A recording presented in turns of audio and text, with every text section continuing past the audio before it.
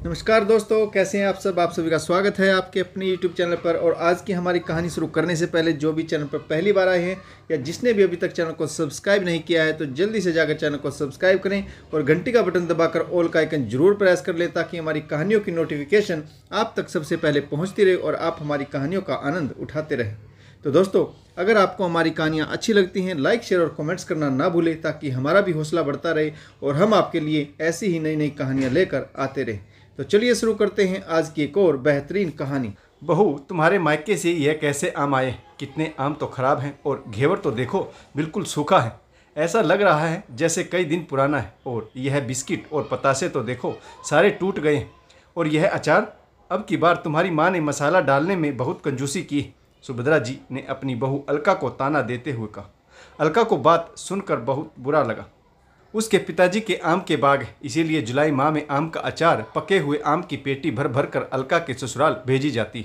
पिताजी स्वयं पहुंचा कर जाते हैं। अलका के मायका का घेवर बहुत अधिक फेमस है।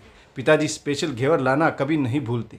3 घंटे का लंबा सफ़र तय करके चिलचिलाती धूप में अपनी बेटी के ससुराल इतना सारा सामान पहुंचाते हैं, लेकिन यहाँ आकर कोई उसे पानी तक नहीं पूछता। खाना तो भूल ही जाओ। बेटी ना हो तो पिता की बेकदरी कितनी होती है समधी के घर में, यह एक पिता ही बता सकता है। अब की बार आम ज़्यादा पक गए, इसमें भी पिताजी की ही गलती है। पिछली बार पिताजी थोड़े कच्चे आम लाए थे। रास्ते में खराब हो जाने के डर से उन्होंने सोचा कि 1-2 दिन में आम खाने लायक हो जाएंगे। तब सुभद्रा जी बहुत बड़बड़ाई थी। कच्चे आम ला कर रख दिए। घर में आम की पेटी रखी, फिर भी बाजार से खरीद कर आम खाने पड़ रहे, जबकि 2-3 दिन बाद ही आम पक कर तैयार हो गए थे और सब ने खूब आनंद लेकर आम खाए थे। अलका की नंद की ससुराल इसी शहर में है। सासू माँ अलका के मायके से जो सामान आता है उसी में से साफ सुथरा अच्छा सामान छाट कर अपनी बेटी के ससुराल भिजवा देती और थोड़े आम ज़्यादा पके हुए खाने के लिए रख लेती। पिछली बार की बातें याद करके ही अलका ने अपने पिता से इस बार थोड़े पके हुए आम लाने को कहा था। अब लंबे सफ़र और गर्मी में आम ज़्यादा पक गए तो इसमें भी पिताजी की ही गलती। किसी ने सच ही कहा है, ससुराल वाले कभी खुश नहीं होते। जितना अच्छा सोचो सब उल्टा पुल्टा हो जाता है। सुभद्रा जी ने पिछली बार खराब घेवर का ताना देते हुए कहा था कि तुम्हारे पिताजी कैसा घेवर लाए, बदबू मार रही। इससे अच्छा होता सिंपल घेवर ले आते, तो मेवे वाला घेवर लाने की क्या ज़रूरत थी। अब की बार सिंपल हल्के मीठे वाला घेवर लेकर आए हैं तो वह सासुमा को सूखा सूखा बेस्वाद लग रहा है। अचार में भी मीन मेख निकाल रही।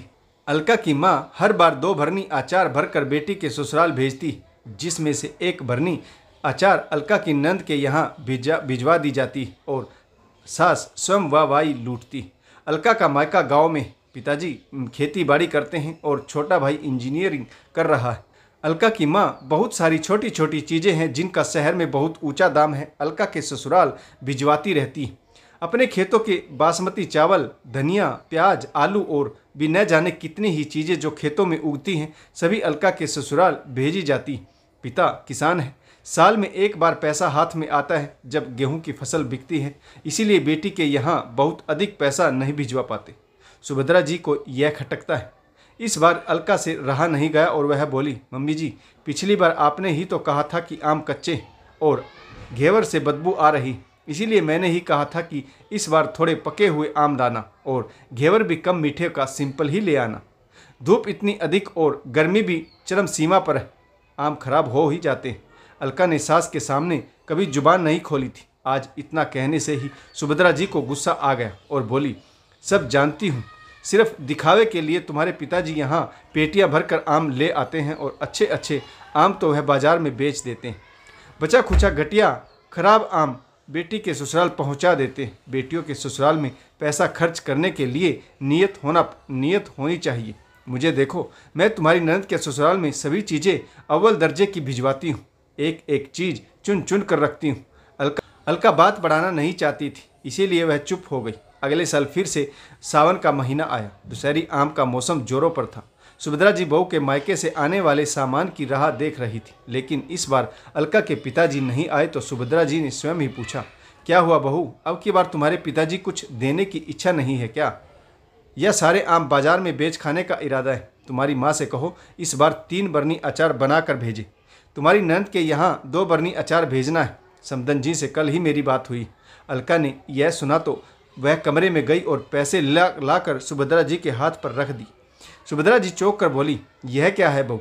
अलका बोली, मम्मी जी, आपको जैसे आम पसंद हो बाजार से टोकरी मंगवा लीजिए। अचार और घेवर भी आप यहीं से मंगवा लें, यह सब अव्वल दर्जे का मिलता है। मेरे पापा इतनी दूर से सारा सामान तपती धूप में लेकर आते थे, लेकिन कभी उनका दिया हुआ सामान आपको पसंद नहीं आया। शायद आपको हर चीज़ अव्वल दर्जे की, इसीलिए आम तो यहाँ भी मिलते हैं। अपनी पसंद के आम आप स्वयं ही मंगवा लीजिए। सुभद्रा जी बोली, यह क्या तरीका है मुझसे बात करने का? अलका बोली, क्या करूं मम्मी जी, आपने ही तो कहा है कि मेरे पिताजी खराब आम लाते हैं, इसीलिए उन्होंने इस बार सामान न देकर मेरे अकाउंट में पैसे ट्रांसफ़र करवा दिए। वही पैसे मैं आपको दे रही हूँ, आप अपने मन मुताबिक सामान खरीद लीजिए। सुभद्रा जी अपना सा मुँह लेकर देखती रह गई। इस बार तो बेटी के घर भी कुछ नहीं भिजवा पाएंगी। घर का बना हुआ अचार जो सब स्वाद लेकर खाते थे, अब की बार तो खाने को मिलेगा ही नहीं। यहाँ तो पासा ही पलट गया, सब कुछ उल्टा पुल्टा हो गया। पास बैठे ससुर जी हंस रहे थे और सुभद्रा जी से बोले, इसीलिए तो कहते हैं खुद को ज़्यादा होशियार नहीं समझना चाहिए। आजकल की बहुएं पढ़ी लिखी और समझदार है, फिर जमाना भी ई मनी ट्रांसफ़र का है। समधी जी ने भी समय और मेहनत बचाकर अच्छा कदम उठाया है। अगर सास को सामान पसंद नहीं आता तो हथेली पर पैसे तैयार है। तो दोस्तों, आपको यह छोटी सी कहानी कैसी लगी कमेंट्स करके जरूर बताइएगा।